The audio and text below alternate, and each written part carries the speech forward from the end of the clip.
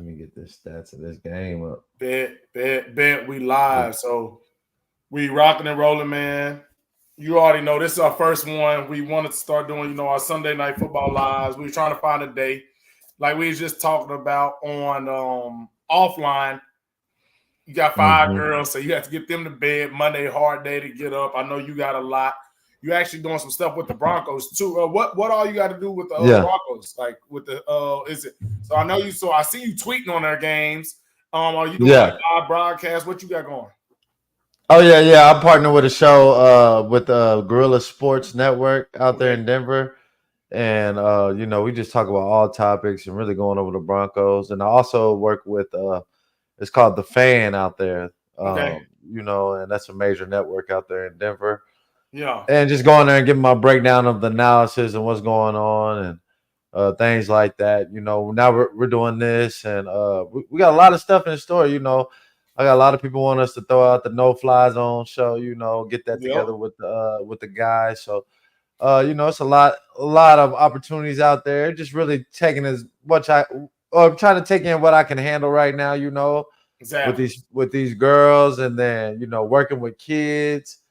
Just trying to find that time to be able to you know how you got to spread out that time, with all the girls got to have their specific times, and the wife you got to have theirs, so it's just spreading that out to be able to handle all the workload that what people want me for.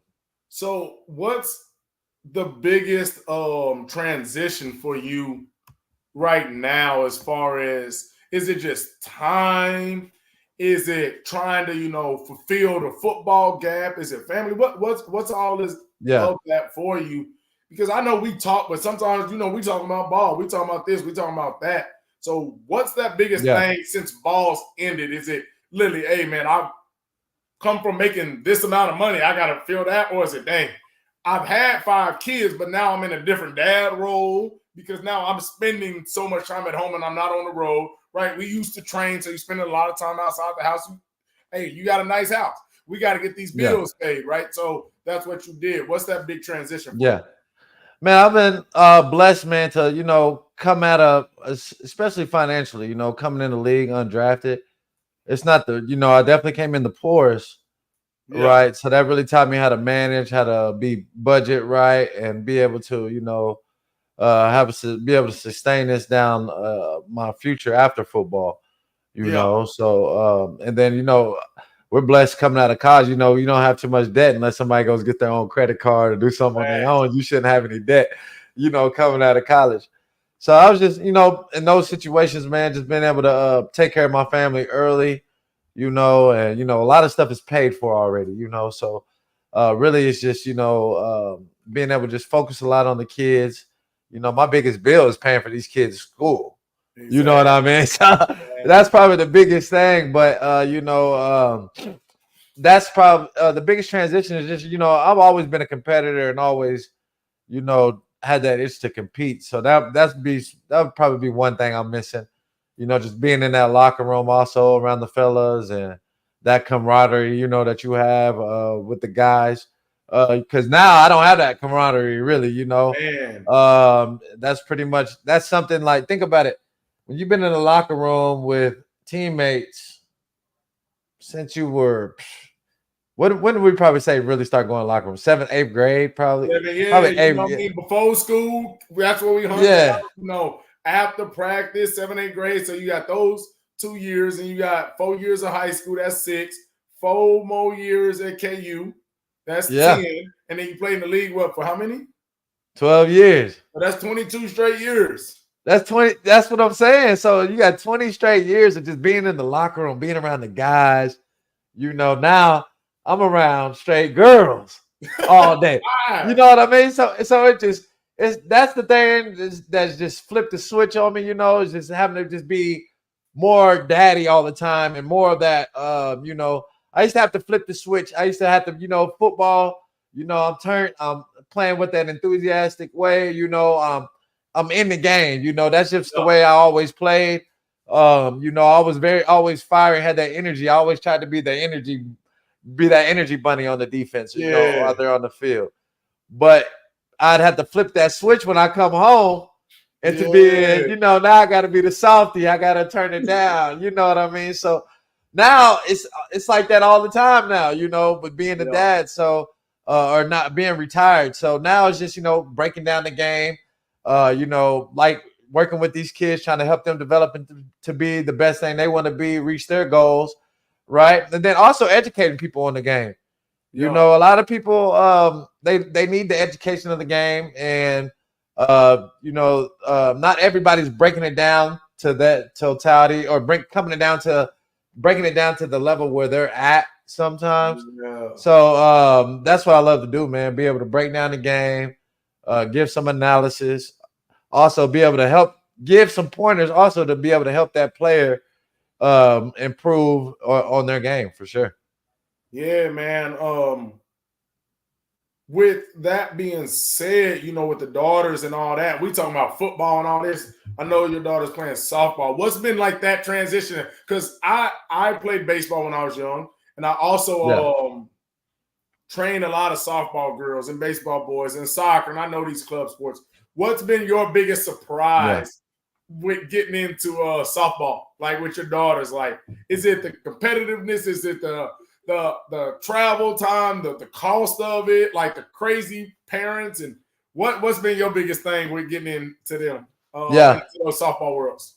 Oh man, we was already pretty heavy in it, you know, with Avy. She got in it pretty early at 5, but this past couple of years we took the level to going to club, you know, because she had made the team, and she made they're probably the top team in North Texas out here right now. Prosper Pride, but you know, just letting her go out there and do what she wants to do. You know, she wanted to play and she wants to continue to improve and get better and play against the best. And I just try to put her in a situation where she can and have great coaches. You know, to where you know, I don't got a coach, and you know, they kind of have like similar philosophy as me. You know, with Coach Rodney for the Prosper Pride, you know, he has a very strict mentality, and I love that, you know, and that he's teaching them discipline, teaching those girls discipline and how to play the game the proper way. So, you know, I love it to not have to coach my kids when I don't have to, you know. Exactly. But I did explain when I think most parents have to do this, right? And that's the philosophy I've been using probably, you know, last couple of years of just having to explain to kids. When I talk to my kid, hey, Avy, this is coach right here talking to you. This isn't dad. Yeah. So then I'll explain to her, hey, this is dad talking now. You know what I mean? So I have to kind of let the kids know how to flip that switch to where if I'm going a little hard on them, I'm like, this isn't dad, this is coach. So they understand that I'm trying to help them improve, and you know, I'm not going hard on them as dad. Because girls are different. Hey, we were talking about that the other day about the girls and boys, right? And it's so funny because dads understand that you gotta, you know, raise a daughter this way and a son this way, but you know, a lot of women be like, they're the same. No. Like, so the funniest thing is we was talking about like you can get on your son, like boom, boom, boom, boom, boom, boom. And literally like 2 minutes later when he done crying, he gonna be want to snuggle up back with pops. You get on that daughter a certain way. Hey, it's 2 months down the line, and she can be 3 years old, and she mugging you like she still remember that. Like, it's so funny because them young girls at a young age, they still hold them grudges. Like, it's that emotion comes out of them, and they gonna let you know, us dudes, we so simple even from a young age, man. Like, hey, I like this, I don't like that. Pops yell, okay, we back on it. What we doing? We watching football, we gonna want to go throw the ball. Them girls be like, you remember when you said this last week? You're like, you 3 years old. How you still mad at somebody? Hey, they remember everything. They remember everything, DP. It's crazy, man. It is a different. You don't even know how to be mad. Why you mad? You cool. How you mad? Hey, man, it's a different. It's like you said, man. It's totally different. You know, how I remember just me, you know, being able to get over discipline and things like that. We just move forward. Right, it's like boys have like a, or maybe it was our generation to where we could just forget about trauma, you know, forget about whatever happened, any trouble that happened to you know, we can kind of bypass it a little bit. And with the girls, like you said, they remember everything, and it's good to have that healthy balance, you know, for the fathers out there, the pops out there, right? You got to be able to, you know, especially if your kids play sports, separate the coach and the dad and let them know when you're in those two phases. You know what I mean? So that'll help you out right there, you know. And but that's what's going on with the transition, you know, getting used to not being in that, you know, that boys club all the time. You know, but I am starting to get a little bit more, you know, with training. That's probably why I do like training and working with kids, is because, you know, being able to get that camaraderie back, that's probably some aspect of it. But also being able to see these kids continue to grow.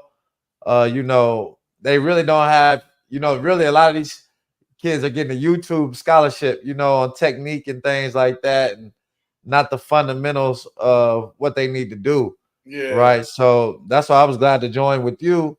You know, somebody I know, you and your pops and your people's been doing it since before we was born. 5, bro. Yeah, yeah. Since I'm 5, bro. Yeah, since you was 5. Yeah, 29 years, you know, and then I also worked with you too.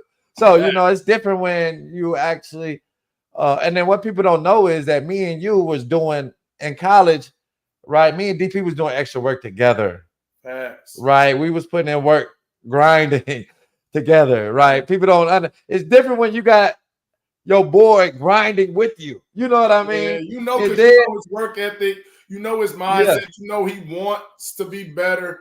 And that's the big thing about it, man. A lot of guys, when we were going through, weren't doing extra. Everybody's doing extra now because there's NIL involved. You know everything about the contracts in the NFL.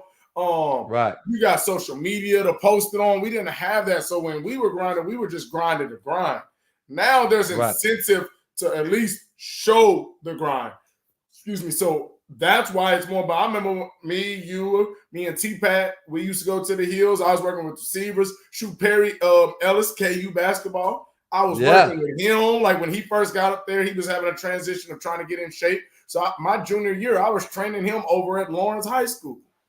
Like, so that's the difference, man. We've been in the trenches together and we know what each other made of, right? I seen you when I was in high school be a freshman All-American. I also seen them put you on the bench and move me over, right? But before I even moved over, you seen them have me as that guy as a receiver, and I was on the bench. Then they moved, like, so we've seen how each other have been able to maneuver through the ups and downs and everything else in between. So my thing is, how has that been for you, like with training, man? Like you talk about, you know, that transition of the kids and everything. And don't worry, people, don't worry. We're going to get to this Bills getting smacked. They just scored, but we're going to get to that. But we're going to talk some real life as well in here. Like, how has it been for you to be able to, you know, teach these kids? I figure that it's very easy for you, just like it's easy for me, because we were both great players, but we weren't good enough to where it's like Michael Jordan, right? When you're that good, it's hard to be like, hey, this is how you do something, because a lot of those steps you got to skip over when you're Jordan. Right? Because it's so Magic Johnson, when he tried to coach, he wasn't good. When you're that good, you can be like, just do this, and you can't understand why somebody can't just do this. But they're not you. Right? You was a grinder. You was a dog. You was an underdog. Just like me, I was an undersized guy. So we had to figure out step by step. Julio Jones, for instance, right?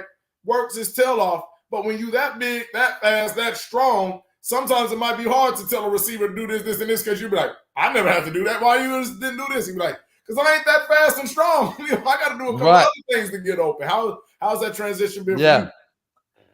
Man, I think it's been it's probably one of my specialties, you know, breaking down the game and then the fundamentals. Like, you know, I've always been a technician, and that's something that I'm just kind of passing on to these kids, breaking down, you know, different techniques, you know, breaking down different feet works, different angles, getting explosive, you know. That's just what I've always done, you know, so it's always been implemented in my game. And that's how I was able to play so long. Because like you're saying, I wasn't the biggest, I wasn't the fastest, I wasn't the strongest. You know, I might have been one of the quickest, but you know, other than that, you know, I wasn't overly athletic compared to what is your freak Patrick Peterson, a guy that I came in with, right? So I had to have great technique, I had to have great fundamentals, and great discipline out there on the football field. So those are the things that I'm teaching with these kids. Teaching them how do we even come out our pedal, just little things like that. How do you What even line up before you pedal? Like, what are you doing? Yeah, like Who are you gonna stop in that position right there? right. What are we reading? What are we looking at? What is our stance? Different things like that. Feet work. How we want to break on this? How are we tackling? I got a lot of kids that don't know how to tackle. Yeah. So if they go back and look at my stats, I was probably the best tackler over the last, I kid you not, 9 years in bro. the league. Safeties included, bro. You're the best tackling DB, bro, that I've literally seen. And I'm not even capping. I'm not talking about the biggest hitter. I'm talking about you're not missing tackles, bro. You never miss tackles at KU. You didn't miss tackles with the Broncos, bro. So for me in practice, I'm whiffing everything. I didn't weigh enough to be doing all them tackling drills at practice to be doing. But in the game, I'm just shooting legs out and everything else. And I wasn't missing a lot of tackles. Just because when you're athletic, you can get. But you were form tackling. You're not missing tackles, bro. For you, was that a mindset? Did y'all work on that at your school? And I know we all work it, but where did your tackling come from, bro? Because I never had the desire to go try and butt somebody up. You wasn't turning down no smoke. You was always making tackles. I think it started in really high school. They used to just put me back in the middle and just say clean everything up. Yeah. And just be free. And I had to figure out how to, and I was thrown out there as a freshman too, so I had to tackle bigger guys, and learn how to get guys down early, bigger guys, from there on. Then I kind of had a niche, now they call it the alligator, right? Where they're rapping and turning. Yeah. Right. But it's still more to it than just the alligator wrap and turn. Exactly. Right. You gotta, it's the specific angles. And every running back is different. Knowing when to break down, right? Knowing where to go long stride to short stride. So there's different tackling techniques, right, that made me superior in the league. And learning how to crack, you got to crack, replace, run block, tackling, right? We just watched on the play. I just watched Douglas from the Bills he has the perfect crack block, crack replace with Derrick Henry, right? But what did he do? He went way wide outside the crack. He didn't even try to come off the tackle, off the guy's block. He just let Derrick Henry run straight free, 85 yards. So that's a technique. When you're watching and you're seeing the game, are you since you're not far removed, are you critiquing everything still? This is what's going on. This is what needs to be changed. You still doing that? Oh, yeah. Oh, yeah. I watch the game kind of like a D coordinator, kind of. Yeah. Right. Especially my favorite right now. I love what Brian Flores is doing. I love what Vance Joseph is doing. Mike McDonald is a beast. Mike McDonald. He's young. He's probably 2 years older than me. I think 2 or 3 years older than me. He's a young head coach. But when it comes to defense, these coaches are masterminds. I love what he's doing. And a lot of these things are what Wade had. Wade had all these defenses, and all these coaches, they kind of try to combine them and put their own sprinkle on there. Yeah. Right. So yeah. So when you talking about them defenses and everything, okay, the Bills, I need them boys to do a little something. I put some bunnies on them, and they not doing what they needed to do. Okay, Keon, there we go. But with the defenses, man, what are you seeing for them they're showing that the trend of points is going down drastically with passing yards. What are you seeing? I know they're doing more two-man high, and they're making people run the ball. Is there anything else that you're specifically seeing like that causing it to happen? Yeah, number one thing is the O-line play in the NFL is probably the worst it's ever been. Right? Yeah. When you don't have anybody that can block, you can't run any offense. Right? And the D-line play is at an all-time high. Right? You got guys all over the place that are pretty much unblockable nowadays. And the O-line, they can barely run block. Yeah. Pass blocking is at a D+ in the league. And so it's just ruining offense. One blocking, you think, is because they pass so much, so many of these linemen grow up pass blocking the whole time. They're more slender guys, right? They're more lean. They ain't the big uglies like back in the day. There's not no schools that are running unless they go to Army, Navy, those Air Force. All right, them teams that's gonna run power run, they're not ready for the league. Yeah. Or Georgia, they got to go to the SEC. Or, some schools in the Big 12 run the ball. Big 10 run the ball a little bit. But mainly these teams they're not committed to the run. So these O-line these guys, they give up on him fast, and these guys are not being properly developed, man. And the D-line is just having a field day versus these guys. That's why the points are low, man. These guys, just look at it. All the quarterbacks are running for their lives. The O-line play is trash in the NFL right now. Yeah. So my thing is, when you have the mix of the O-line, right, being bad, you got quarterbacks that are more athletic, but everybody's not throwing the ball the same, right? Like you got some, like for instance, but like you got guys like Jaden Daniels who's going crazy. He's like going like 85% completions, but can run the ball. But you pass so much, so you're getting holding calls. Ooh, dang, that boy Josh Allen just got smoked. My goodness. Kyle Hamilton with a nice pick. Dang. Or how they get that? Or fumble, pick up the fumble. Good Lord. But you got, Allen might be out of there, boy. Man, I got Josh Allen on my fantasy, but it's okay because I got the quarterback you're talking about right now. Jaden Daniels? Yes. All that O-line talk. Let's talk about what do you think about Jaden Daniels, man? Yeah. Oh, man, I think right now he has to be in the MVP conversation, right? Just because he's coming out. That completion percentage that he's having right now, that doesn't happen in the NFL. Yeah. Right? Peyton Manning, Brady, and them. That's like that type of thing, like standard. So he's had through the first 4 games of the season, it's the highest ever. Yeah. He got higher than Brady's ever had. Right. That's what I'm saying. So he's playing at such a high level, and it's that's really all they need because I forgot the last quarterback name that they had. Was it Howe? Yeah, Sam Howe. I think he wasn't bad, and he was producing numbers, right? So the quarterback there always has little numbers, right? Because they always have receivers. Yeah. They always have some weapons in Washington. They just couldn't bring it all together, right? Especially on the defensive side. So I think now you get Dan Quinn. They always had a monster D-line, right? I think they gave one of the guys, the Bears, one of their guys, but they always had some dogs up front. It was just getting that right quarterback piece, and having the right head coach, and and Terry's out there balling. That's all he really needed. Caught passes from 37 different quarterbacks in Washington. Yeah, man. So I like Washington. DeAndre Hopkins and Andre Johnson. That's how they was on the Texans. They had a different quarterback every other 5 games and still used to get busy. Right. So I'm looking to see who's going to win out of that East, right? Because the Cowboys, they haven't been playing too well. I'm not too excited about what they're looking like. Sorry, the Eagles ain't been playing good.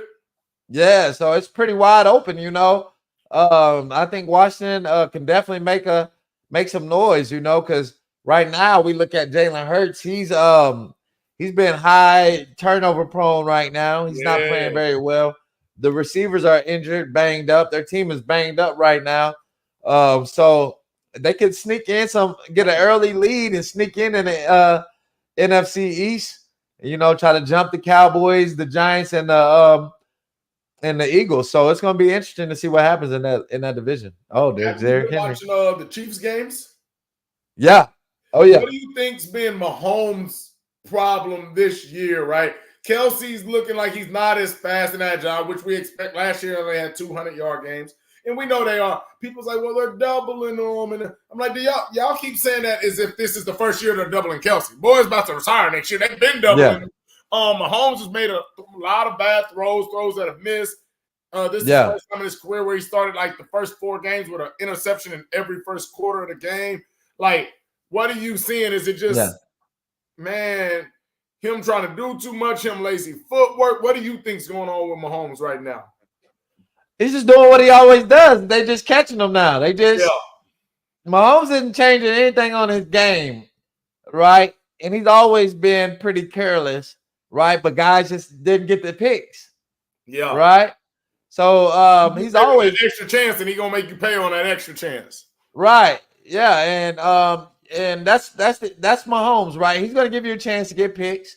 He's gonna try to thread the needle and be a little risky with the ball. That's who he is. So he's gonna live and die with that. I don't think he's gonna change, or I wouldn't say he's necessarily playing bad because at the end of the day, they're still what's their record? 4-0. That's my point. So he's still undefeated. So you can't say a quarterback's playing bad when he's undefeated in the NFL. Right. So he's being risky. He's being who he is. The guys are just catching the ball. Right. Yeah. And that's the only difference. Let me tell you what quarterbacks I'm happy to actually see, man. Baker and Sam Darnold got from under them Browns and them Panthers, and they both look great, man. The Vikings been going crazy. Baker got the Bucks rolling. Like, it's cool to see like what happens when you actually get to a organization that allows you. Shoot, Malik Willis coming from the Titans. He played for the Packers for 2 weeks. Had some good weeks, man. Like, yeah, you played with three organizations, right? You had the Broncos, Chargers, and the Saints. Like, and obviously you was with the Broncos the longest. Won a Super Bowl, played it, was hurt for one, but the Chargers usually win. They just can't never get to the big games, but they're a decent organization, especially when Phillip Rivers was there. And then obviously the Saints have had their high, runs and won Super Bowl. What was like the biggest difference between all three of them, like good or bad, like being in those three organizations, which, like I said, they were all relatively good organizations? I mean, being in Denver was kind of, it was more business, straight business, straight, work, really no play, especially with Peyton. Mm-hmm. Everything's serious. Everything is high level pressure, high level championship goals.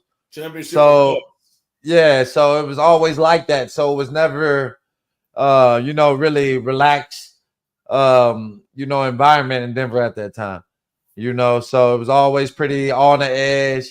We got to win now, type mentality. Going to the Chargers, man, it was fun, man. It was great going up there with those young guys, playing with Derwin James, playing with Bosa. We just Herbert. Herbert was just young, coming into his own, and we just didn't get over. We lost a couple games that we should have won, and Herbert was just young. I got with him too young, but. That was an amazing time playing over there. That was my first time flying first class. In Denver, we sat in the very back. All the media, all the other guys, they put them in first class. We could never understand it. That's wild. Yeah, it was. Guess that. Yeah, it was totally different. So going there, I got to see. Oh, this is how y'all travel. We smack y'all every year, but y'all traveling better than us. But what I mean? It's funny because in the league, the Chiefs doing all this stuff, but they got like F-rated locker rooms and weight rooms and everything is, better at other places, but they winning. So that's the difference between the league and college, right? Usually the teams that win the most have the nicest locker rooms, travel the best, and because that's your recruiting tactics. The league is like, bro, just get here and if you want to get paid this money and do your job. We don't care about, the locker room because we're not recruiting you. We're drafting you, so you ain't got no choice to go anywhere else. And it is what it is. That's wild, though, that was y'all was in the back and then the media was in the front. And then when you got to the Chargers, it was flipped. Yeah, it was flipped, man. Then when I went to the Saints, it was just like it was with the Chargers, right? But with the Saints, they have more of a family atmosphere, right? They would, rent out the stadium, have all the family on the stadium, have a buffet of food, bar, dessert. The Saints did it the best after the games, for sure. And travel. The Saints probably treat their players the best, out of everywhere where I played at. And then just talking to the guys around the league, they're pretty much second to none. Yeah. And how they take care of their guys. So, but man, it was a great experience at each one. Every one, it was a different, learning experience. And like you said, with Baker and Sam Darnold, it's just being on that right team that believes in you. And Sam's on a team that believes on him. He has the number one receiver in the league, right? And he's Got Aaron co-signing Jones for to him. come over. Yeah, and Aaron Jones. Addison is nice. He got some stuff Yeah, behind him. yeah, he got some nice weapons, and everybody's, they bought into him. And that's really all it takes sometimes to get that confidence, right? If Darnold, he's making himself a 30 million, he's trying to get back in that 20 million, $30 million argument, with the rest of they in the 50s or 60s. Hey, I think 30 million, bro, is literally just to be a starter nowadays. Yeah. Even as a starter, you get 30. Because Dak got 60. Yeah. So if he's out playing Dak and he has a better record for the whole season, I mean, we just seen Kirk Cousins break the bank, right? And Darnold might be younger. He is younger. He is. Right? That's the thing. People don't realize Darnold's only like 27, bro. Yeah, he's still young. He's like 4 years younger than Baker. Like, bro, he's so much younger than a lot of guys. It's just because he was in and he was out and people feel like he's older. Dude is super young, bro. Yeah, that's still very young. And the quarterback, because they all playing till 40 years old now. Right. Yeah, he can start. It's like he's starting his whole new career right now. Fact. Right. And with a nice load of weapons that they have over there, young head coach, right? Which pretty much he's the OC. He's calling the plays. Mm-hmm. So man, I love what he's doing over there, Sam Darnold. Baker, we whooped their butt last week, so shout out to the Bucks, man. We had it down on y'all last week. Hey, Baker's nice. Dub over Aaron Rodgers today. Yeah. Boy, lost me some money on that. I said, God, I would have told you not to take that. Every week to the Broncos, sorry, tails. So I ain't picking against the Broncos no more. Gosh. Or I would have told you not to do that just because. Well, actually, it would have been tough because I'm surprised the way Bryce Hall had today. Yeah. Right. I think he had like 10 yards. Yeah, he didn't have that much. Right. He usually averages like 100, 150 on the Broncos. Yeah. Right. So when we eliminated him today and put it all on Aaron Rodgers today, he had to throw the ball 40 plus times. And that's exactly what we wanted. Right. That's exactly what we wanted. We wanted to bring that pressure on him. We felt like Pat was going to shut down Wilson. Yeah. We felt like Riley Moss could do a solid job on Mike Will. Yeah. And Jaquan McMillan in the slot was going to be able to hold down at whatever they had in there. So Broncos defense, I would put them in the top 3 right now in the league. I would say if the secondary starts to play a little bit better to the, once Pat really starts to get in his game right now, because right now Pat's is playing, he's having a decent year, right? Yeah. But once he start to really turn it on, then he can really turn that defense to number 1. Yeah, no, so with the Broncos and you watching them, like I know I watched KU. I watched them ball up, down, whatever in between. I'm watching KU games. You're watching these Bronco games. Like, are you a fan of the team now, even though you played, or you still feel like I'm still in the organization like a player? Like, how are you watching those games? So when I watch KU, I catch myself going in between, right? Because when we playing good, I feel like I'm tapped in, and it's just so much. When you playing bad, I try and disconnect and feel like I'm still in there because I don't want to be mad. Because when you feel like you're still in there, you start to get mad and everything else. So I try and go back to fan mode when I'm when we ain't playing good at KU. But when we playing good, I be feeling like I'm in there because I want to be excited. So, but when we ain't doing that, I'm like, let me go back to fan mode and just watch as a fan because y'all ticking me off right now. How do you watch the Broncos games? Man, when I'm just a fan, try to be a fan, and I have to kind of analyze and break them down too, which might cause some beef with them sometimes. You never know. But you got to tell it straight, right? And I remember playing and having that issue. Sometimes guys having that issue with Mark Schlereth, right? Because Mark, he's on Fox. He does our games. He might say something that might rattle some of the guys in the locker room, and they have beef with him, Yeah, that right? is a good So point because you yeah, feel right. Like, so how when you're doing it, like, and I've had that actually at KU and with some of the guys, and I wouldn't, guys be emotional, right? Like I've seen yeah, guys running and literally give up on a play, and it's on ESPN, and they show and they be like, look at the backside corner. You know, what I mean, he didn't even yeah, try and get over there. He's not engaged in the game, and I'll just tweet. I'll just be like, dang, Chris, we need some more effort than that. We out here getting whooped. We need boys that want it.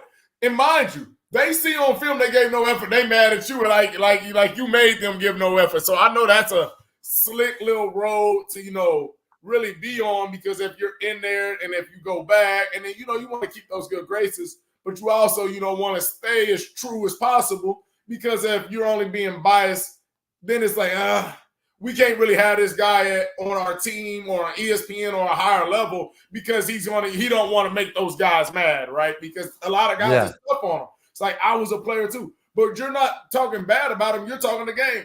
Buddy's out there right. with bad technique. You're getting beat because of that, but they see it as you dogging me. But bro, you gonna watch film tomorrow, and your coach gonna tell you the same thing. What kind of technique was you using out there? Right. And that's the new gray area that I'm learning. Yeah. Right. Because I want to be able to help these boys, or Pat needs to call me, or Riley Moss, or any of those young guys want to call me, or around the league.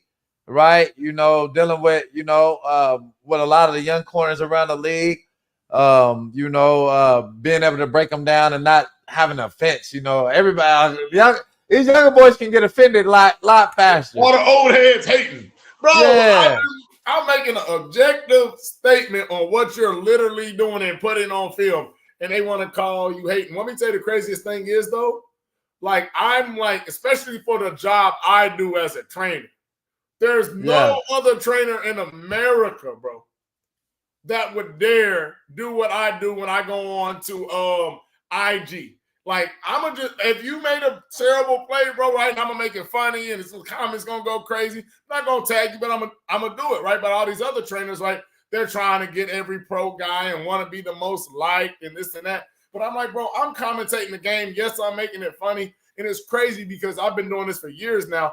And I've only had really two guys really not really, matter of fact, I've had one guy get offended, and literally a year later, he randomly hit me back and said, that's on me, bro. I was acting out of character. You ain't even wrong.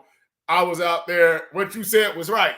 And then another guy, he didn't even get offended. He hit me up. It was one of my boys, because I put everybody, whatever I put out there, I'm going to put out there. But I try and be like, oh, if Chris, let's say if you was playing, I wasn't doing that at the time when you was playing. But if you just did something goofy, I don't got it. There's a million other ones that I could post, right? So I had one dude, I post all this good stuff. Well, he had played on like 7 teams, though. So I'm thinking this is an older video, and I'm like, oh, number 20 out there getting torched. What are you doing? And everybody laughing, right? It was a good video, right? He said, bro, you just sniped me. I said, what you talking about? He said, that was me for the Steelers. I said, when did you play for the Steelers, bro? He's like, that was 3 years. No, he's like, that was the year before last, because sometimes I just get sent film and people be like, hey, break this down. This would be a good one. I said, so I actually thought, because it was 20 and I knew it wasn't that year's film, I thought it was William Gay for the Steelers. So I thought it was him. It was one of my boys. He said, you done sniped your boy. I said, dang. I said, my bad. He said, nah, he said, you good. You done already posted like 5 of me doing good and this and that. But like, that's the only 2 times. And then like when fans or the critics try and get at me, I'd be like, bro, I got hundreds of NFL guys, all type of NFL coaches, all type of college coaches and college players. I said, do y'all notice when I make corrections and techniques and this, that, and the other, that none of those guys ever say the DP's wrong? It's all y'all goofies that never played the game. I was like, go through my game. You're never going to see no NFL guys be like, what are you talking about? That's not how you play. So that's why when they said, I never take no offense. Now, like if you or T. Brown or anybody in the league, I don't care, Jalen Ramsey, I don't know, got on my stuff and be like, bro, what are you talking about? That ain't how technique works. Then I'll be like, okay, well, shoot. Let me see what I was talking about. What am I missing here? But it'd just be random people. But yeah, a lot of people ain't willing to, like other trainers be like, bro, you be going in on the league dudes. I said, bro, I work with these kids, bro. If an NFL guy hit me up, they hit me up. I'm not chasing them down. Y'all chasing them down, so y'all got to be in their good graces. I said, I don't got to be in their good graces because my business don't revolve around trying to, service these NFL guys. But yeah, no, it's funny, bro. Like when you go online and if you get to talking about somebody's favorite player, boy, they'll act like you took their lunch money from their kid or something. And that's fans care more than the players care. And that's what they need. They need people that's going to tell them the truth and break down their game the proper way so they can get better and improve. Right. Man. So hopefully these guys, these players, athletes, right, around guys that are going to be able to coach them and be able to give them the right tools to improve, so not just be the yes man, right? Oh yeah, you did your work, you got better. You really didn't get better today, right? You really just went through the motions. So that's what they need. And they got a lot of these brothers, they do need, especially coming to the league, learn how to be a professional, learn how to get on the right schedule, learn the proper, how many times a week should I work out? Understanding your body and what they haven't went through it yet. They haven't played 17 games yet. So a lot of rookies and a lot of new guys don't know what it takes to make it through that whole year, right? Yeah. And once they do it, then you got to be able to game plan and come with a plan in the off season so that you don't want to, what's a good word? You don't want to climax in the summer, right? I want to maximize. Right. I want to be at my best right when after training camp comes, right? I'm ready to roll going into the season, right? So that's coming up with a plan. So that's what we're going to come in a role, be able to help these guys, give them that knowledge on what they need to do. Right. But that's what's missing. A lot of these guys, they're not coming up with a real game plan in the offseason to improve. And I think when we talk about going into the season in shape, but not peak shape, because not into the season, but in the training camp, they've done so much in the off season. I think that's why, because I was talking about it earlier, why so many guys are getting hurt in training camp without getting touched. I think they've done so much in the off season. Their body's tired now, but because you know how it is, I don't care who you train with. Full speed with your trainer in the summer when there's no pressure on you isn't the same as full speed when we're getting in. Hey, we're hitting camp, we're about to run. So now it's like your body's so tired. You start hitting that full speed. Now your body breaking down on you early because dudes be lifting like crazy, but they don't do their rehab. They're not doing their prehab. They're not eating right. They drinking, they partying. So as soon as you ask your body to go now, it's already tired. You ain't been doing what you need to do. Like right in the season, you're there, so it's structured. So you're going to play the game. You're going to get your ice tub. You're going to have your trainers right there. But now you got to kind of outsource in guys in the summer and getting ready for camps. They want to work their tails off, but they don't want to rest because they want to work, then they want to party. They want to work, then they want to be at the celebrity softball game. They want to work, they want to fly to Dubai. So now your body's doing so much. And then when training camp comes, how many people do we see dropping like flies without even getting touched in training camp? I think that's a big thing is the issues with how they approach training, and they're overtraining, and then they're not taking care of their body with how hard they're training. Right. And then the coaches too are at fault on this too. Yeah. There's no like tune up or anything to like get you in the training camp. Nah, it's not like that in the league. It's, hey, we check in on Wednesday. Hey, we full go practice Thursday, one-on-ones. Let's go. You know what I mean? Like basketball does good. They do a whole little long think about it. Basketball in practice right now, and they in there probably doing some 3-on-3, some half court. They doing layup drills probably for the first month of practice. Right. While you getting it popping. Right. See, they need to have like I wouldn't call it training camp, but like a pre-training camp, like a pre-camp. Yeah. To where they just get their bodies ready. They're getting ready for training camp just for like, let's say 5 days or whatever before. I think that would eliminate a lot of injuries, right? Because I'm flying. It's a difference in the altitude, right? Yeah. When I was in Denver, training out in Texas, then it would take my body probably like a week to acclimate to that Denver weather or Denver, going to Colorado, being in that altitude. Yeah. Right. It would take me a minute to adjust to that. Right. So Yeah. I would always come to Denver a week early before training camp, get my body adjusted a little bit easier or the best I can so that I won't have those injuries in training camp. But I learned that, right? Because coming in, I pulled my hamstring in training camp. Yeah. So I'm like, oh no, I need to come down here, acclimate my body a little bit before I go to camp. So it really depends on where you play at in the different weathers, different, altitudes, all that, coming into play on how you need to prepare for your training camp. No, that makes a lot of sense. But what ain't making no sense is why the Bills is getting smacked 35-10. Oh, I know why. Derrick Henry. Man, and he just fumbled going into the end zone. They recovered it for a touchdown, though. But how you feel about that Henry move, bro?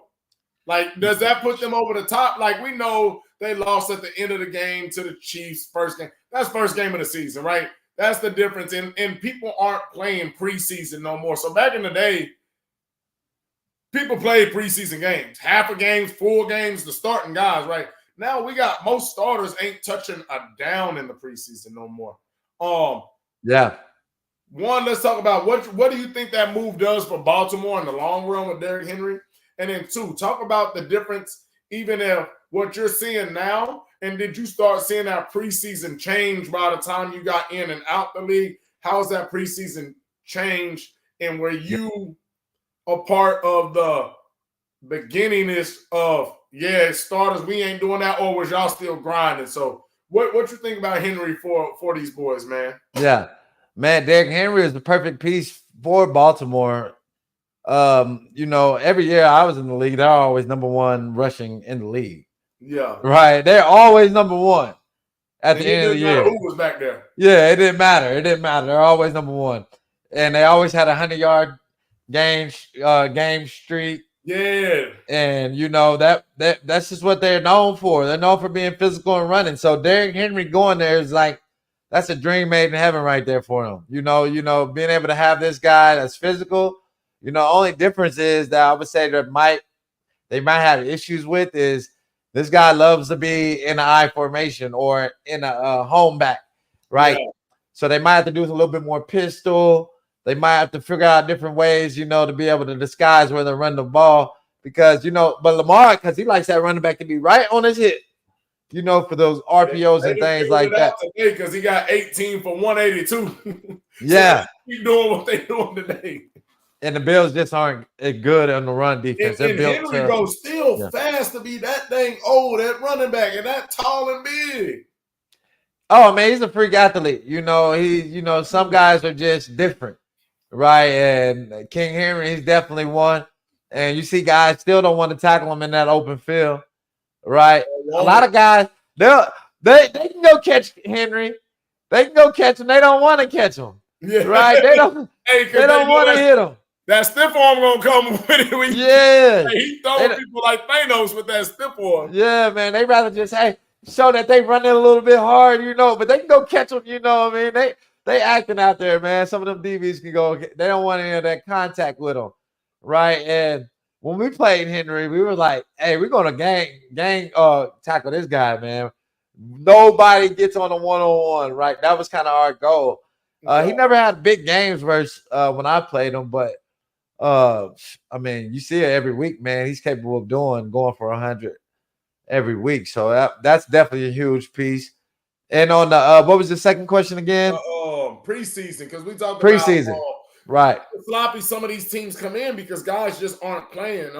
How was preseason for you when you got there, and by the time you left, was it still the same, or were y'all kind of transitioning to how it is now, where boys is like, yeah, us starters, we ain't playing none in the preseason. Don't matter. Because, there's some guys like maybe a Randy Moss, but now it's like just starters. Like, yeah, we ain't going in as a group in a unit. Yeah. Preseason, man, it was hard when I was coming in, because I was trying to make the team. Yeah. Right. So I played all 4 preseason games, defense, on special teams, all game. Right. So it's great for an undrafted guy and a younger guy, a late draft picker. You're going to get tons of reps. You're gonna get tons of chances to be able to show what you can do. But what did hurt is them eliminating that fourth game. Yeah. You know, you got one game less of an opportunity to be able to show what you can do. Yeah. So now, since they added more games, right? Now you'll see some teams take the approach of not playing any starters at all. Yeah. Some teams take the approach of playing the starters. I think 2 games, and that's the Chiefs. They do that. Yeah. Right. The Chiefs, Andy Reid is an old school coach. He's going to keep it old school. He's not going to change. The KC's one of the hardest practicing teams, one of the hardest working teams, and they do preseason. Yeah. Right. So he hasn't changed his philosophy from the old. Does that make so? Some teams have, but Andy's sticking to the old and he's winning Super Bowls. So we got to go with what he's doing right now. So he's pretty much showing us that your starters need to be playing a little bit of preseason. Y'all, we should be following Andy Reid's philosophy by now since he's been winning so long. I think with everything just getting so much, protection of the guys, that you lose like a lot of what you need in football. And that's a lot of the dog work. And it's still under control of not running your people in, but you get soft when you ain't got hit in the preseason, man. You know what I mean? You still timid when it's week 1 and you ain't really got hit because you ain't really doing much in practice. And you like, shoot, but I already got hit the last 3 weeks in preseason. So, my body's hard for that. Like, I know like dudes would be like walking their way, but you can do that in basketball because you got 82 games. In football, some of these teams be coming out and they're not looking good. And before you know it, you 0-2, the quarterback and the receivers ain't on the same page. And that's what I don't understand with these teams that are saying, and of course, we don't want injuries. We know we don't want that. But also, you got to get guys on the same page. And there's no, even the combined practices, that's not the same as a game. You got to get out there and do it. And you're seeing some of these guys that have held out, like Brandon Ayuk, he ain't been, got right yet with him. He got his bread and everything. But there's some guys where you see, like, man, that holdout plus the no preseason for teams, it shows up. I'll never forget. You remember my first game at KU. Went crazy, jumped over the dude, punt return, right? Second game, had the 8 for like 140, 2 tubs. Well, I had got hit in my back in that second game. And I had back spasm and my back was messed up going into the South Florida, right? And we've had the short week going into Friday. Where they say, hey, man, we need you because you're going crazy right now. We got big game on South Florida. Just take these few days of practice off, go half speed, and just be ready for the game. That game felt like I hadn't ever played a game of college football. And that was just for missing 2 days of practice. Everything was just, I went from jumping over people to going for 2 touchdowns and all this to the next game for missing 2 days of practice. Everything just was sped up. Like, practice means so much, and I don't think young kids understand that. And that wasn't because, they were better. No, they wasn't no better or faster or nothing. Like I said, shoot, them same few games later, I'm starting versus Texas Tech and Crabtree, like, on defense. Right. So it ain't that the game was harder. But when you don't practice and you don't get touched, it's no different than why wide receivers get mad at the beginning of games. When the first quarter done ended or you ain't touched the ball, you don't feel like you're in the game. Same thing with practice. When you ain't practicing, you don't feel like you're fast. You're not seeing things in that. That was big. And I literally said that day as a freshman after 3 weeks, I don't care how hurt I am. My tail practicing. And if I can't practice, I don't need to play because it don't feel right. Some guys can do that. I was definitely athletic to be able to run, do all that. But my game revolved around being able to think as well and see things. And when you're not out there to be like, this is how we're running our places. Defense, you're running stock, whatever your defense is from 2, 4, even your exotics. Those are kind of set up how we run. There might be little tweaks, but offense every week is like, hey, we run out routes like this, but because they play defense like this, we got to stop on our out routes. So little things get tweaked that you got to do because it's like, we ain't running an out route like that this week. When we play cover 2, we reroute and we sink in, we doing whatever. So defense was fine. On offense, I figured that out in 1 week. You got to be out there and do every little thing with that quarterback, with that line, getting those cadences, those motions. Everything is so much about timing. And I figured that out so quick. So I know boys not playing no preseason and just jumping straight into the fire. Imagine against a team that did play 2 preseason games and their corners is ready. And now you out there feeling like you in week 1 of practice and they feel like they in 3 weeks of the season. Right. And I've done both. I've done all preseason before, and then I've done where I didn't do any preseason, or I've done where I played one game in the preseason and then I got ready for the season. So for me personally, I didn't need the preseason. Yeah. As that once I got to become a vet and I understood the game, probably like year 5, year 6, around that era. That time I really didn't need it. I'll be ready to go week 1. So it was definitely your first 5 years, your first couple of years, it's definitely needed. But like I was watching, I was listening to Dion. Dion was like, "Hey, if I have guys that are balling like Travis Hunt, they don't got to practice either." Yeah, right? So that is different. You don't practice. Some of them, he said they be fine. Some of them be real bad, but hey, you go do what he do, you ain't got to practice either. Hey. So that's kind of what it is, depending on how you do and how you play. They would give us, we wouldn't even practice until me and Lee wouldn't practice until Thursdays. Yeah. Right. We would get from Monday, Tuesday, Wednesday, and then we come back on Thursday. So, just depending on how you was, and the level that you were, if you're a Pro Bowler, all pro, you get kind of, you don't practice the same as everybody. Just no production. Yeah, right. So everybody's different, even in college, from even probably high school all the way to college and the league. Everybody's schedule is going to be different, right? But you do need some reps, right? You still need to get ready, feel that contact. Like you said, receivers take them little hits, take them little bangs, make sure you're ready to go for the season. Yeah, and you brought up Dion and Travis. What you think about that man, Travis, bro? He's something different. Yeah. Bro. Oh man, I remember just watching his highlights in high school. It was like, oh yeah, I feel like this guy might come over and take some of y'all guys' spot right now. Just looking at some of the DBs that we had. Facts. But so it's been back and forth. Do you think in the NFL, not that you played in because you started 12, 13 years ago, to this NFL, in Travis Hunter, and he's not going to obviously do 70 plays on offense, 70 plays on defense, but could he be productive on both sides of the ball in the NFL today? Man, it's so hard to say. The kid is dominant, right, in the college level, right? But in the NFL, the DBs are just, a little bit better, way better, and I think he would just be an all-pro corner off the gate. So you think he should go as a cornerback? Money-wise, business-wise, I think he should just play receiver because they're getting all the money. But you think you think he's a better corner naturally than receiver? Yeah, I think he's naturally. I mean, I don't want to say he's not a receiver because he can play. He's great at receiver. But I think his body, his movements, he's naturally a corner, man. I can see him dominating, being a shutdown corner for a while. Them sprinkling packages for him at receiver, things like that. And, what if he plays the straight red zone or high red, just find a way of packaging them to keep them fresh.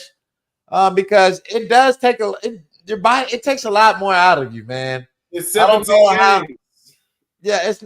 It's the 17 games, but you're really going against freak athletes that are like Travis is going against guys that he's way better, superior athletic than them.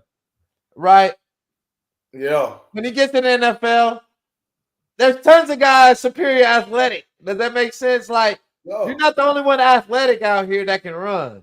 Yeah. That's strong and fast and that's tall, that has a 43-inch vertical, that can run a 4.3. You got a whole line of list of those guys as athletic as you. And a lot of those guys ain't even playing.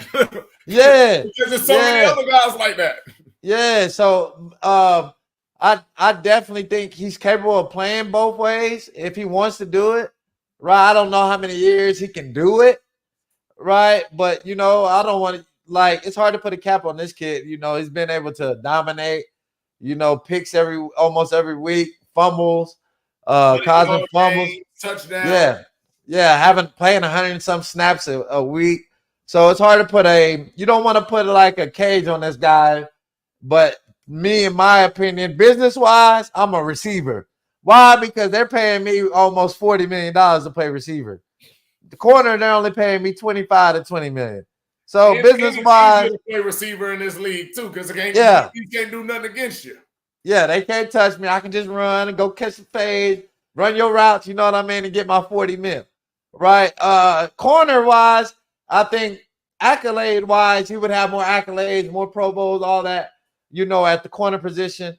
And I think, be dominant at corner. I think, just his size, his instincts, his ball skills, right? The way he comes up in tackles. Yeah. Even people can't forget about that. Tackles. Yeah, so I'm just seeing that all pro pretty fast in that position, right? Receiver might, it's a lot of receivers. It takes you have to be on the right quarterback, you got to be in the right offense, but you do get more money. Yeah. So it's hard, man. It's hard to tell them what to do. You know what I mean? It's hard to tell. Unfortunately for us and him, it's not college where he says, hey, I'm coming here and I'm going to play both ways or all in, right? Team can draft him and say, bro, you only playing wideout with us or you only playing DB, right? So that's the difference in the league, right? He don't really get no say. Whoever draft him going to tell him what he going to do and you going to collect this check and do that. And I don't think he would have a problem with it just because the kid that I do has done everything on the field, off the field, from being great on the field to like having a 4.0 in the classroom to getting engaged to buying his mama a house. He stays out of trouble. So I don't think he would make a big fuss about it. I think he would like to try to do it because think about it. That's like an Olympian that can run the 1, 2, and the 4. And the coach just be like, no, usually people just run the 1 and the 2 and try and win at that, or the 2 and the 4 like Michael Johnson. And somebody like Usain Bolt be like, but I think I can win the gold medal on the 1, 2, and the 4. And then you don't let them do it. Don't stop me from greatness. Let me try and do it. It don't go like it's supposed to now. Okay, now let's get back to focus. But give me the opportunity to be great because I'm doing something that nobody's ever tried to do. We ain't trying to hear Dion with the packages. We ain't trying to hear Woodson and even Champ Bailey.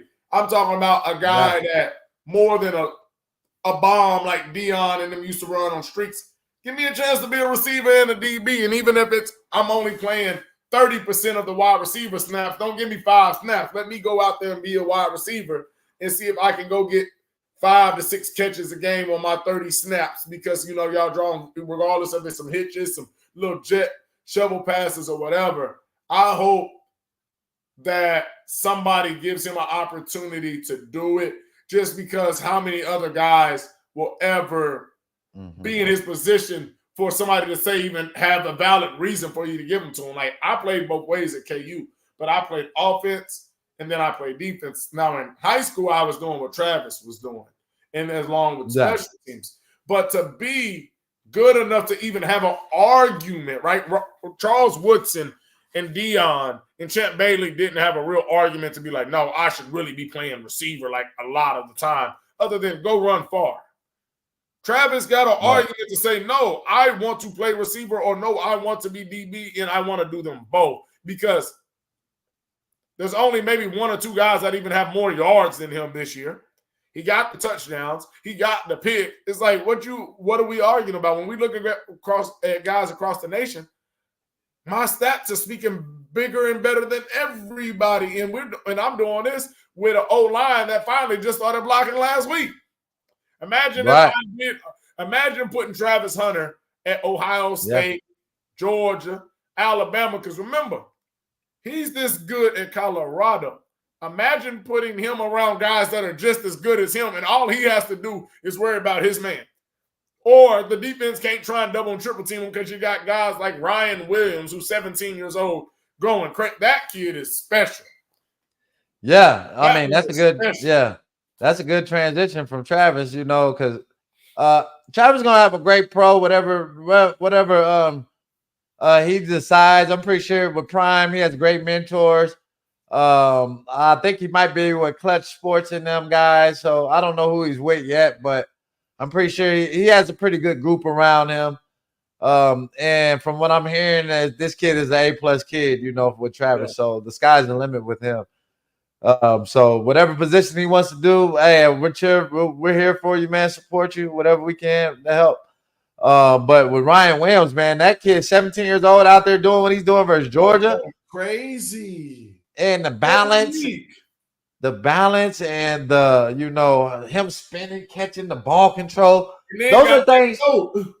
Yeah, those are things in the NFL. Guys don't even have that in the league yet, right? So it's only that's very rare, right? Those are things that are hard to coach. And the same thing with Jeremiah Smith, him one-handed, big body. Bro, he got a grown man. Julio Jones, yeah, that's Julio Jones' little brother right there. Bro, Jeremiah Smith, bro. Yeah, that's Julio Jones' little brother right there. What the training is doing for these young kids when you got freshmen looking this good at elite schools against elite teams in competition with other elite players on their team, right? This isn't Jeremiah Smith or Ryan Williams going to, let's say, Iowa State or KU, or how even like Trav, to be honest, on a Colorado team where you're just going to obviously stand out because those are good guys, but they're not you. Them Bama and Ohio State guys are like you, right? That's how y'all all got there. And to stand out head and shoulders above those guys and be freshmen, and then to look across the nation and be like, okay, we got a 17-year-old and we got another 18-year-old. And then you got Travis Hunter, you got the receiver at Arizona. I know Luther Burden at Missouri. And then that list gets real short of who you're even comparing to these guys. And you can make arguments that they're better than the best guys going into the draft this year. They are. I believe so. Only one I would say that would be, I love the Missouri receiver, Luther Burden. I love him. Yeah. Him being able to, I think he's going to be a dog in the NFL. He's built for the NFL. Yeah. I like Arizona's receiver too. I said I just got to watch him a little bit more. I seen that one game that he just went crazy. Like 300. But I'm taking Jeremiah and I'm taking Ryan over those guys right now just because their ball control and the way they're coming physically ready. Yeah. Right. And I haven't seen anybody stop twitchy like Ryan Williams, in a long time, other than like Tyreek Hill in college, this guy's very twitchy. He's different. I came in as a true freshman, started offense, defense, punt return, kick return. You came as a true freshman and made freshman All-American. These dudes are playing well enough to make All-American.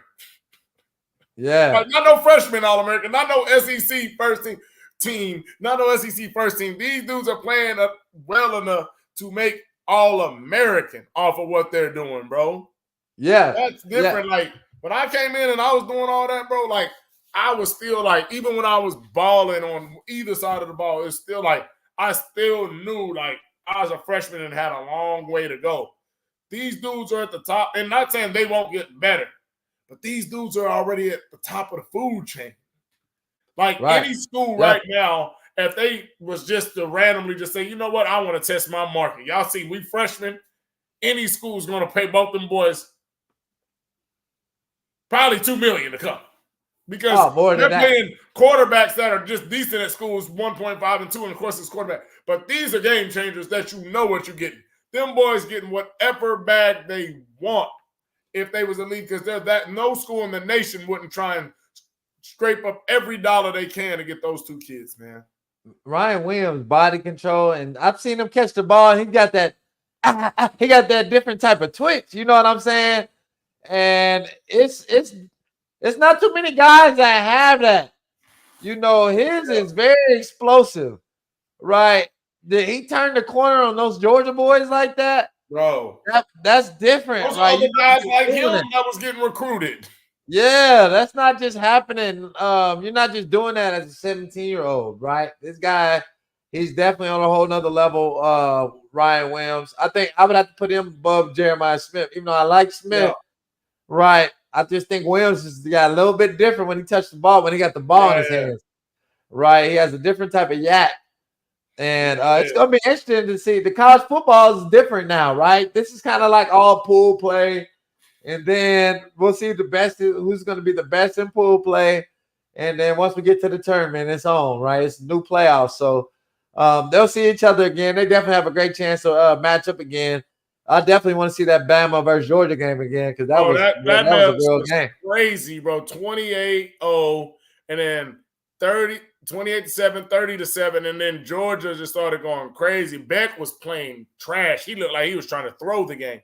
And then he literally turned up, bro, and came all the way back. And then, like we was talking about, Ryan Williams, my goodness.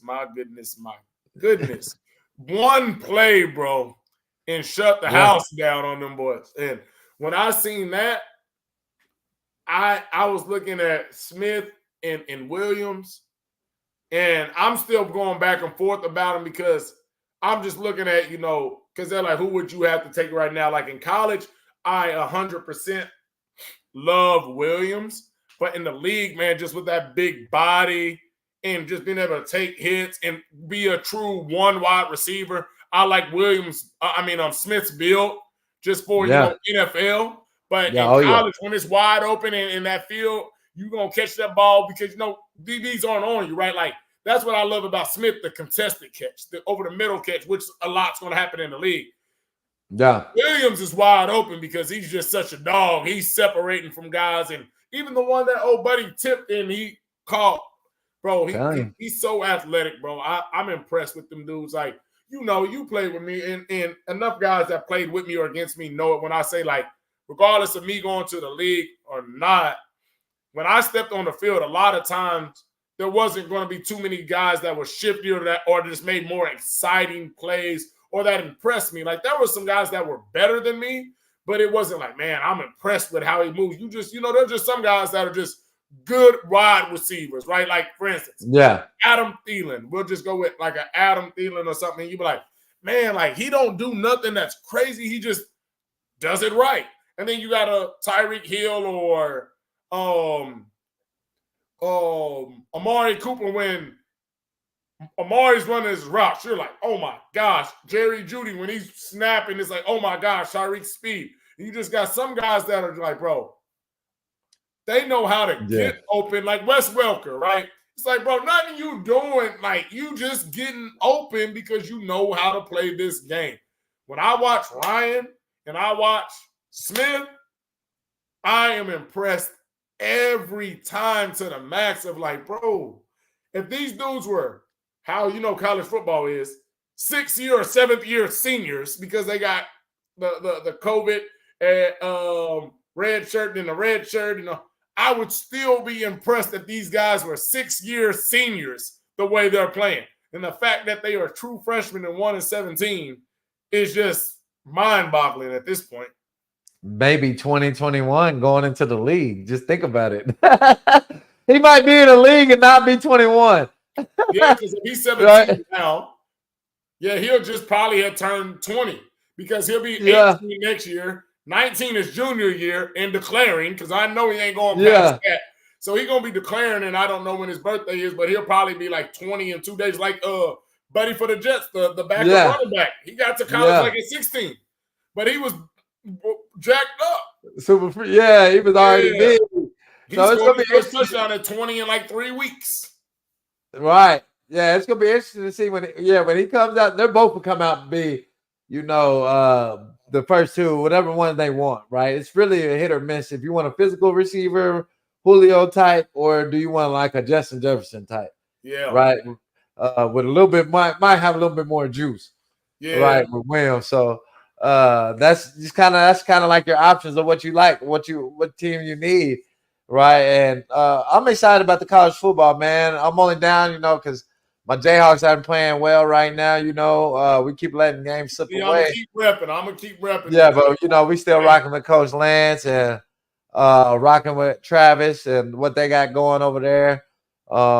just we know that they're moving in the right direction. We just haven't got we just ain't got the results this year so And the far. craziest thing is, bro, and this ain't even me being biased, is if we was just getting smacked or not doing, bro, we should be 5-0. Yeah.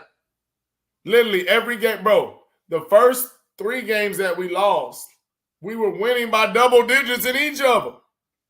We lost our last game versus West Virginia and was winning by 11 with 3 minutes and 13 seconds left. Right. We was beating UNLV by double digits. We was beating Illinois by double digits. We was winning the dang TCU game.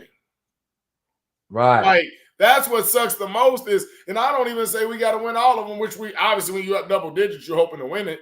But they shouldn't have more than one loss on their belt, bro. Like, that's what hurts. And we came in with so much expectation too.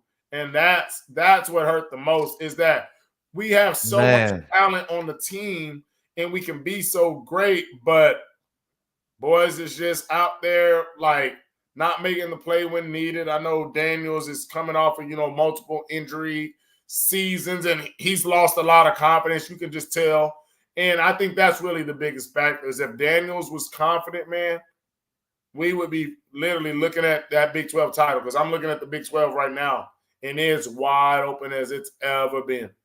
It's still open. They still got a chance, right? And the biggest factor I think everybody skips over is that our offensive coordinator that we had the past couple of years in Penn State. Yeah, that's right. And he got that offense out there, misdirections, doing that quarterback run. He got Penn State looking real nice on offense. Penn State ain't never had no good offense. Yeah, never. All off to a running back, like Saquon. Right. So now they actually, they stole our guy, and he's down there doing his work, man. I wish we could have paid him. That's the price of having success. And, you're going to lose some guys. And, Lance got to figure out who's going to be his new OC because I think they have a co-offensive coordinator the way that they're working. Yeah. Right. And right now, I don't think it's working. So we might have to, that's something that he might have to adjust because the defense is playing well. No, the defense, bro, this is the best KU defense we've had probably since Orange Bowl year. Yeah, defense is playing well. They're getting interceptions. They're getting turnovers. They're doing their job right. And, it's just the offense right now I don't think has an identity. Right, my identity would be give it to damn Devin Neal until we can't. Him and Highshaw ride the road. Lucas Graham over the middle, double moves. Arnold, like we got a lot of weapons, that you can pass around and get open, right, and use. So, but maybe our offensive line isn't as good. We lost, Poon and Dominique to the 49ers, and he's out there about to be a freshman. Rookie of the rookie of the year for O-linemen. He's going crazy out there. Rookie team for the O-lineman and dominating, right? His score, where he's averaging, he's damn near trying to get Pro Bowl at the right guard the way he's playing, right? So we did lose an impact player there, and we did lose an impact player with Book on the outside and Logan and and Bean. Shoot, Bean was a playmaker. So Bean literally went from quitting football after that UNLV loss 2 years ago to them telling him to come back to being in the league, bro. Bean was a dog, bro. So Bean played, and he showed the league that he can play in the league. Fact. Right? I know he's with the Colts now, but probably on their P squad, but he's an injury. Somebody's an injury, Couple quarterbacks go down, they might be calling Bean, right? So he's definitely going to have a chance, and man, in this league. He's a quarterback like Richardson as well, right? Yeah. He's a lot closer to Richardson as far as what Richardson does than obviously Joe Flacco. So it ain't like they would have to change the offense if they let my boy slide, put Bean in. Come on, man. So I can see him playing, maybe not this year, but I mean, he's definitely going to be able to have a chance to play in this league. I think even next year is going to be rough because I think a lot of those guys should get drafted. I love Melo and Kobe should get drafted. Yeah. I'm trying to think of other guys. I gotta go. I forgot. Graham should get drafted. I think he should. Arnold out there receiver. You got Neal. Those guys definitely. I think Devin Neal. It's hard to say he's number one running back because the running back from Boise State is going crazy. Bro, bro. I think he's from Texas too. That running back. I Yeah, think. no, my brother and my pops work on him. Yeah, he's a beast. A McKinney school, I think. So yeah, they work with him. Okay, yeah, man. Shout out to him. I think what's his last name? Gentry? Is that his name? Gentry or something like that. I think. Yeah. Shout out to him, man. He's out there, man. I think he's averaging like 10 yards per carry. Yeah, damn, he already has 845 yards and 13 TDs through 4 games, bro. Yeah, I love what you're doing, Travis Hunter. I love what you're doing, but what that guy's trying to break Barry Sanders records. Right? Right? Hey, he's trying to break guys' records that been there for about, almost 30 years, 40 years now. So, man, shout out to him, man. And he's doing it at Boise. That's a little bit lower. That's a little bit lower even than Colorado, right? So, man, it's gonna be a good competition on that Heisman, man. And I'm looking forward to this college year, the rest of the season. And us doing this, man. We're gonna be doing this try to do this every weekend that we can. Shout out to everybody tuning in. It's gonna be fun, man. If y'all got some topics, man, maybe one time we gotta put the Twitter on there one day. DP, ask them, see what questions they got or whatever, involve the chat or whatever. Some of our other college, even if it's college coaches, NFL guys, NFL coaches, ex-former guys, and start bringing some guests on here and just Yeah, we're gonna bring some guests in, man, and this is gonna be new, man. So it's just talking ball, talking what's going on in the world, what's going on, and updated with the sports and things like that, and just do what we love to do, man, and hopefully we're able to give y'all some insight for y'all can be able to apply this to your life, and also get more educated within the game and what's going on. Facts. With that being said, man, I appreciate you, my boy. Like I said, we're gonna do this every weekend that we can, and just grow from it. We'll keep growing and growing and growing, and before we know it, we'll talk about, man, hey, remember when we had 8 people here, 10 people there, to 1,000 people tuning in, and Ocho and Uncle Shay Shay gonna have a little bit of competition here in a little bit. Yeah. Don't worry, let us get rolling. We gonna figure it out. Yes, sir. Yes, sir, man. I appreciate you, man. Oh yeah, no problem, bro. Yes, sir. We out. Later. Later.